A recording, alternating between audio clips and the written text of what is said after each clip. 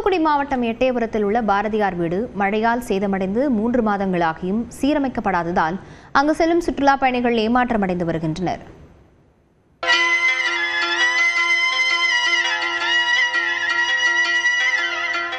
நவீன தமிழ் இலக்கியத்தின் முன்னோடிகளில் ஒருவர். ஆங்கிலேயர் ஆட்சியின் போது அனல் பறக்கும் பாடல்களால் விடுதலை தீயை மூட்டியவர். தமிழ் மொழி வரலாற்றிலும் விடுதலை போராட்ட வேள்வியிலும் மாபெரும் ஆளுமையாக விளங்கியவர் மகாகவி பாரதியார்.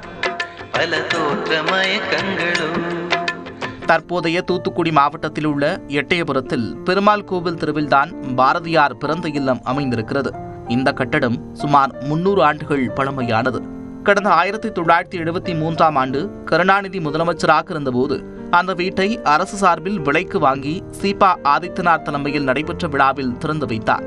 தமிழ்நாடு அரசின் செய்தி மக்கள் தொடர்புத்துறை மூலம் பாரதியார் பிறந்த வீடு பராமரிக்கப்பட்டு வரும் நிலையில் நாள்தோறும் 500க்கும் மேற்பட்டோர் வருகை தருகின்றனர்.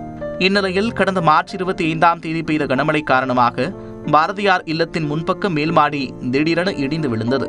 இதனால் தரைத்தளத்தின் மேற்கூரையும் இடிந்து அதிலிருந்து கற்கள் மரக்கட்டைகள் விழுந்தன.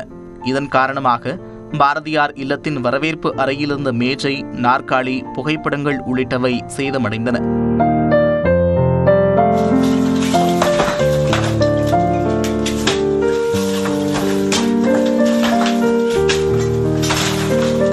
இதனையடுத்து பாரதியாரின் இல்லம் பழமை மாறாமல் புதுப்பிக்கப்படும் என்று சட்டப்பேரவையில் அமைச்சர் சாமிநாதன் அறிவித்தார்.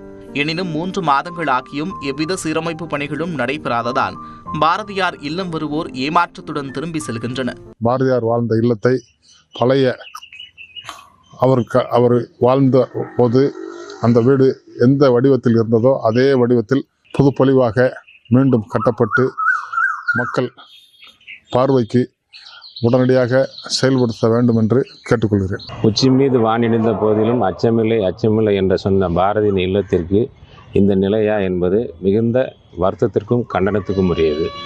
புராதன கட்டடங்களை பழமை மாறாமல் புதுப்பிக்க வேண்டும் என்ற நோக்கத்திற்காக 150 கோடி ரூபாய் மதிப்பீட்டில் 17 திட்டங்கள் எடுத்துக் கொள்ளப்பட்டு அதற்கான அறிவிப்பு கடந்த பட்ஜெட்டில் வெளியிடப்பட்டுள்ளது. அதில் மகாகவி பாரதியார் பிறந்த இல்லமும் புனரமைப்புக்காக எடுத்துக் கொள்ளப்பட்டுள்ளது. அரசாணை வெளியிடப்பட்டு அதன் தொடர்ச்சியாக ஜூலை மாதத்தில் டெண்டர் விடப்பட்டு பணிகள் தொடங்கும் என்று அதிகாரிகள் தெரிவித்துள்ளனர். நியூஸ் 18 தமிழ்நாடு செய்திகளுக்காக எட்டயபுரத்திலிருந்து செய்தியாளர் மகேஸ்வரன்.